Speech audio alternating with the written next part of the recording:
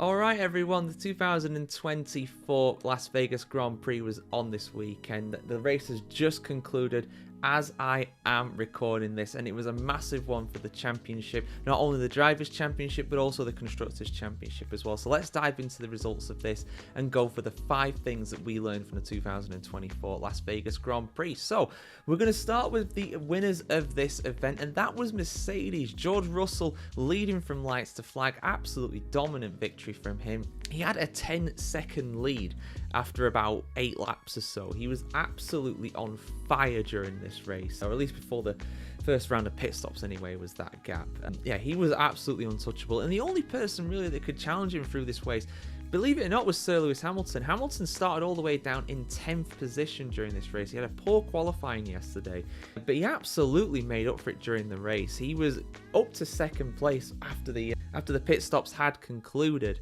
and was just, yeah, he was actually chasing down George Russell, setting fastest lap after fastest lap. The gap got down to around 5 seconds or so. Hamilton then made a mistake and kind of gave up the chase for the lead. But yeah, fantastic drive from Mercedes. A 1-2 finish for Mercedes as well.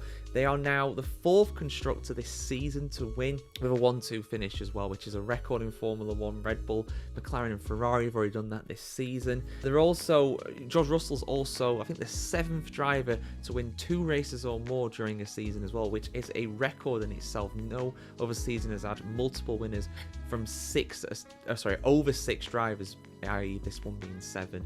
And being over that. So yeah, some records set tonight in Las Vegas. But wherever, you know, for someone to win, someone has to lose as well. And losers today were definitely McLaren. That's the second thing we learned. They had a really, really poor day today.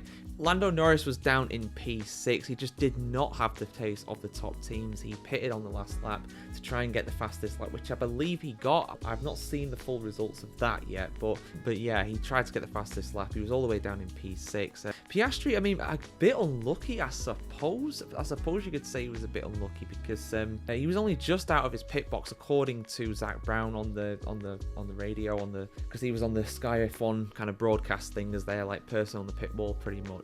I'll admit, from the replays they showed, it didn't look like he was out of position at all, but he must have been, otherwise he wouldn't have got a penalty. So yeah, really unfortunate there for him. But yeah, so McLaren 6th and 7th, and they're looking under threat in the Constructors' Championship. That cannot be ignored now. Ferrari getting P3 and P4 today, but I think they were a little lucky in a sense to get that, and I'll tell you why very shortly. But in terms of their overall pace, they were very impressive. Let's not get away from that. Carlos Sainz in P3, and obviously Charles Leclerc ended up in P4. Leclerc was actually challenging George Russell in the very early stages of the race, but it just seemed to drop back after that. I don't know if he had some kind of tyre issue or something. He seemed fine after that though, so obviously nothing that was too significant. Carlos Sainz though in P3, I've got to admit he was lucky with this, because he was battling with Sir Lewis Hamilton going into the pits, and he did not go into the pits after actually crossing the pit lane entry, which I think normally is a penalty. So I'm going to look a bit more in depth for that, do a video about that later for you guys, going over why Carlos Sainz was not given a penalty for the fact. But I was under the impression that it normally is, so I'm a bit confused as to how they've managed to dodge that. So I'm not sure what's happened there. Is Ferrari international assistance back? I'm only joking, guys, of course, but I'm sure there must be some official reason why. I don't know what it is though.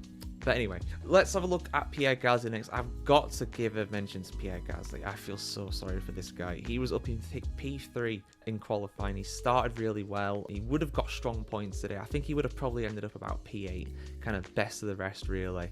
But unfortunately, you know, he was reporting that there was problems with the engine and he had no power. The team basically just said, no, shut up and get on with it. And then it pretty much a lap or 2 after that, his engine blew up. So clearly he was feeling something the team either wasn't wanting to tell him or didn't see themselves. So yeah, unfortunate that Renault unreliability with the engine struck there, and it really hurt Alpine. On a good day as well for VCarb in that battle for 6th in the Constructors. They're up to 7th place now, so they've got work ahead of them, have Alpine.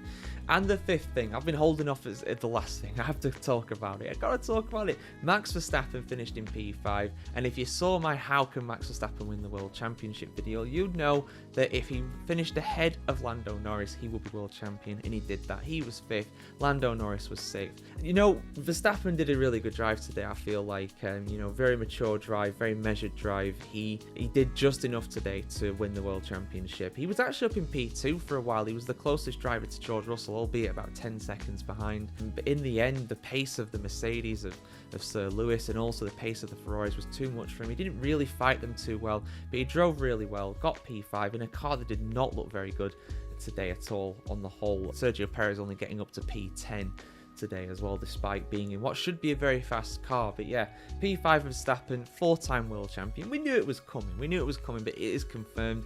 He is the 3rd driver to be crowned champion in Formula 1 in Las Vegas after Nelson Piquet and also Keke Rosberg back in the early 1980s for the Caesars Palace Grand Prix. But he's the first one to be crowned at the Las Vegas Grand Prix. So yes, congratulations to Max Verstappen for winning his 4th Drivers' Championship in a row. Absolutely deserved. The guy has been mesmeric at times this season. He really, really has. He's been the class of the field during a lot of races this season. Now the attention shifts fully to the Constructors' Championship. Ferrari closing down McLaren. Can Red Bull, with one hand tied behind their back, can they put a late bid in to win the championship? Because we've got 2 rounds to decide. We head to the Middle East, back to back races. Of course, we've got Qatar and Abu Dhabi coming up in the next couple of weeks, and we will be here to cover it on the F1Chronicle.com as always, guys. So like, share, comment, subscribe, ring the bell as well. Tell us your driver of the day today. I mean, shout out to George Russell, dominant drive today, but for Hamilton to go from 10th to 2nd during this race and chase down George Russell at times as well, I can't look past Sir Lewis for driver of the day today. But who is your driver of the day? Let us know in the comments below, and of course subscribe, like, comment, share, all that good stuff, and we'll see you very soon, guys. Have a good one.